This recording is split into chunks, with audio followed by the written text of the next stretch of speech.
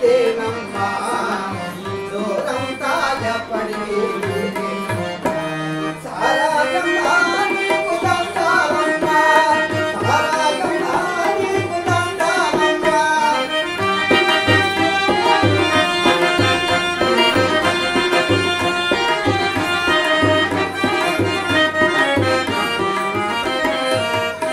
ఎంత పొందులో మగదీన అవండి ఎంత పొందులో మగదీన అవండి అంతకంతకు కైపు అందు చూడవంటాది అంతకంతకు కైపు అందు చూడవంటాది సారాగమ్మా నీకు దండాలమ్మా సారాగమ్మా నీకు దండాలమ్మా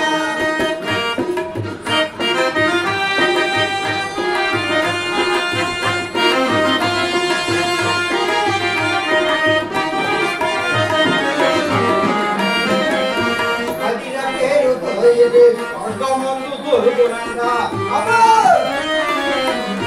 మదిర పేరుతో ఇది స్వర్గమందు దొరుకునంట మధువని కొందరంటే మొదల పొంది కాదంట కుంభకర్ణుడేది కుంభాలతో దాగినంట ఈశపుడు దీన్ని కూడా ఆశతో దాగినంట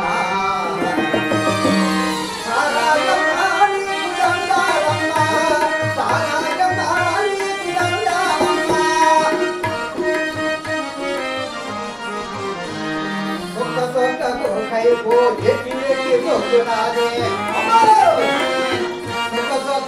కైపో ఎక్కి తొక్కునాది సొక్కలలో కావని చూడలో అవుతారే బకరాయానికైన సిప్పుల బలమిస్తాడే ఈ సొక్కోడి గొంతుల్లో కనవలి అదే సారాయమ్మా నీకు దండాలమ్మా సారాయమ్మా నీకు దండాలమ్మా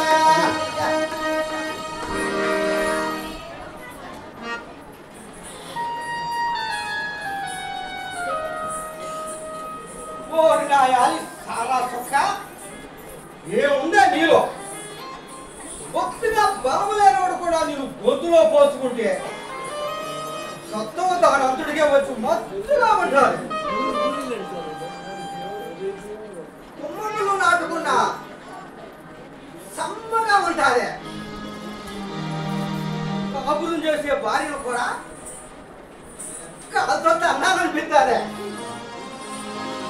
అనిపించింది భార్య కొట్టద్దయ్యో అని దండం పెడతా ఉంటే నా యాది భలే ఇష్టంగా ఉంటారే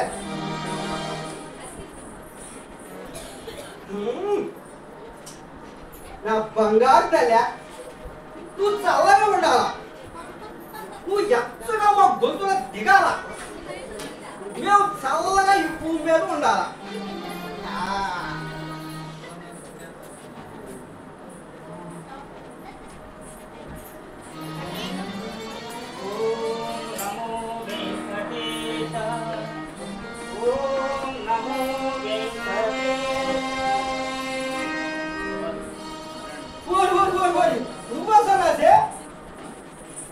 ఈ మంగిన కూడా నీకు భలే పేరు ఉండదు అబ్బా మా బోర్లో వాన పడకపోతే నువ్వు బలి చేస్తే వాన పడతాదంట ఓ అబ్బా భలే మారిందా నీ దగ్గర నువ్వెవరు నాయన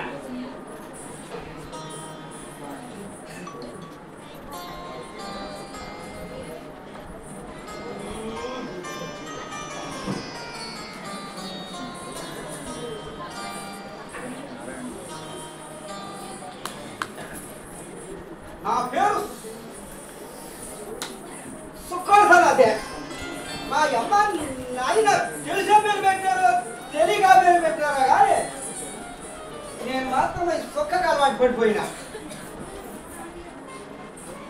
నువ్వు పక్కన నాకు సమయమైంది గుడిపోయి దేవుడి ప్రసాదం తీసుకోవాలి అంటే నీకు కూడా ఆకలి అవుతుందా సమాజే నాకు ఎప్పుడు ఆకలి అవుతూనే ఉంటుంది ఈ ఆకలి కన్నా భగవన్నామో పారాయణం కథలని నాకు చెప్పొద్దు కానీ నీకు ఆకలి అవుతా ఉండాలి అన్నావు. నా చెప్పి తింటుండాలి. నేను నీకు పెడతా దాన్ని, నువ్వు తింటావా? సరే పెట్టు నాయన తింటాను. ఏం పెట్టా తింటావా? నువ్వు తాగినావు కదా, తినకపోతే ఊరుకుతావా? తాగుపోతుంటే ఆ మాత్రం భయం ఉండాలి. సరే నువ్వంటే నాకు భయమే కానీ ఏదో పెడతానన్నావు, పెట్టు మరి. పిచ్చి సన్నాసి, నేను సారా తాగినప్పుడు నంచుకోవడానికి కోడి కూర సీపు చేయించుకోనా? మరి నేను తింటా, మరి నువ్వు తింటా?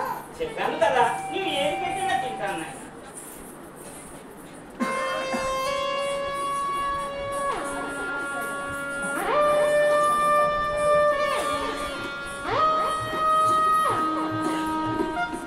అయితే సన్నాసి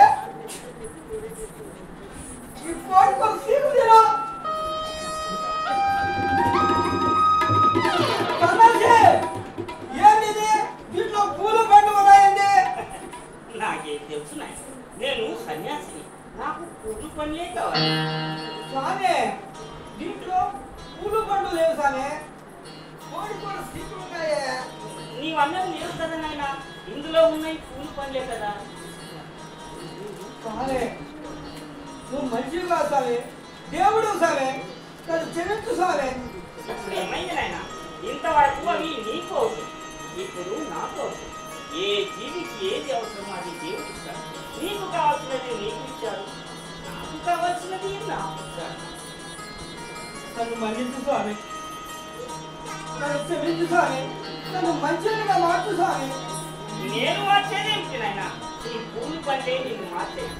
ఇప్పటి నుండి నీ జీవితము ఉపయోగిస్తుంది, నీ భవిష్యత్తు పండై పరిపక్వమందు. ఇది నా ఆత్మ నుండి ఆ పరమాత్మ నీకు ఇచ్చిన ఆశీర్వాదం.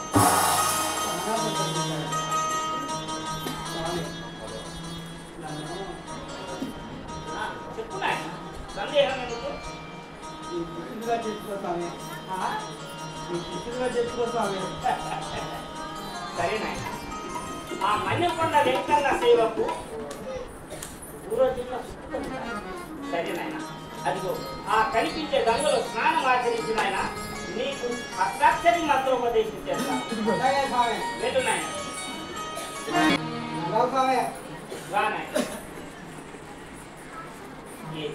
నేను చెప్పే మంత్రం అలాగే స్వామి.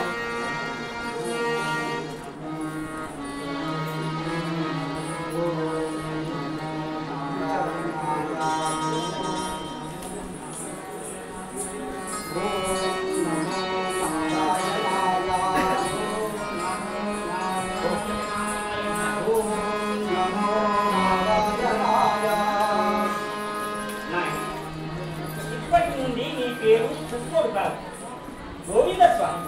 గోవింద స్వామి, గోవింద స్వామి, చాలా బాగుంది స్వామి. ఆ నారాయణ స్వామి గోవింద స్వామికి పరిపూర్ణమైన జ్ఞానాన్ని అనుగ్రహించారు. నీ భాషలోను నీ ప్రవర్తనలోను పూర్తి మార్పు. ధన్యుడి గురుదేవా, ధన్యుడి. నీవు అఖిలంలోనా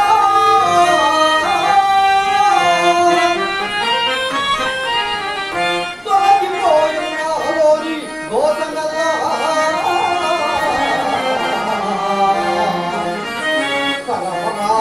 పరమకారమార్థిగనీయ భవంతోనే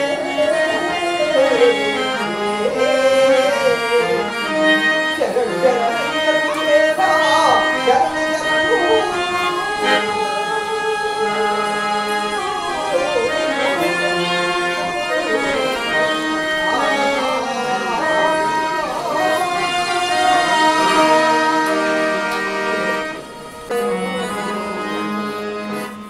పరమోద్భుత వాగ్యేయ విశారదులు, అలహరి వంశ రాగా సుధాకరులు, భజన భాగీరథని నిరంతరము గడిచి తన్మయ జీవితము అనుభవించు మహనీయులు మహామహులు ఈ హనుమంతాదులు వారికి ప్రణామములు.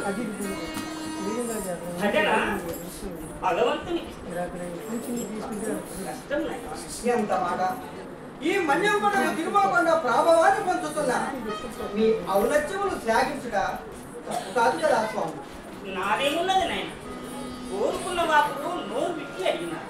అందులో ఆ శ్రీవారు మన్యకొండను అన్ని చేసినారు. గోవింద స్వామి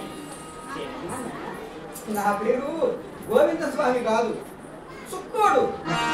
నాకున్న సారాత్రాకులు మార్పించారు, దైవనామ పారాయణం నేర్పించారు. గోవింద స్వామి అని పేరు పెట్టినారు. సుక్కయ్యను చక్కనయ్యను చేయడానికే నీకు ఆ పేరు పెట్టినా. తిరువేంకటనాథుని తీయని నామాన్ని పలుకుతున్నా పాడుతున్నా నీలోని ఆ నారాయణుడు నిశ్చలై ఉండాలని.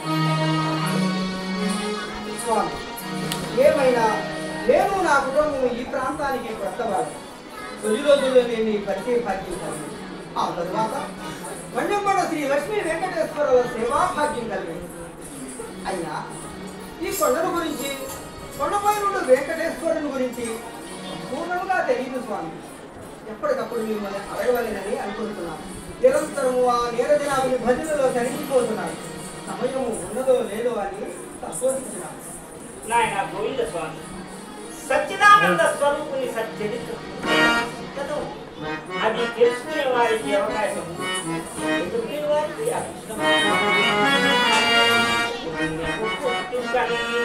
మహిళ పొందు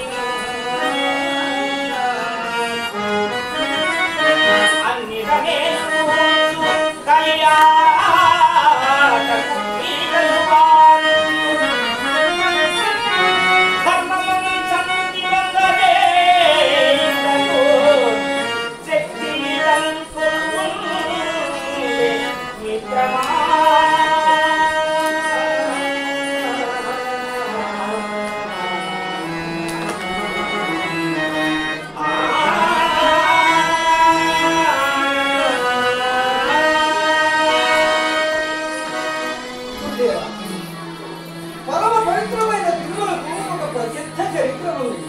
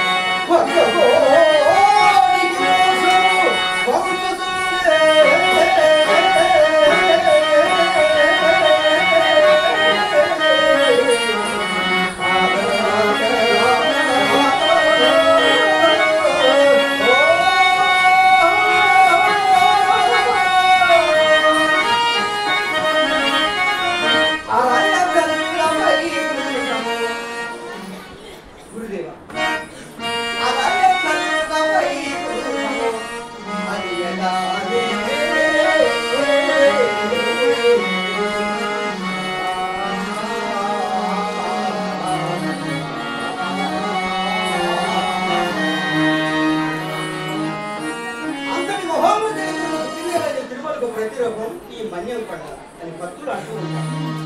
రెండవ తిరుమల కొండ మన్యంకొండ అని మీరు అంటూ ఉంటారు.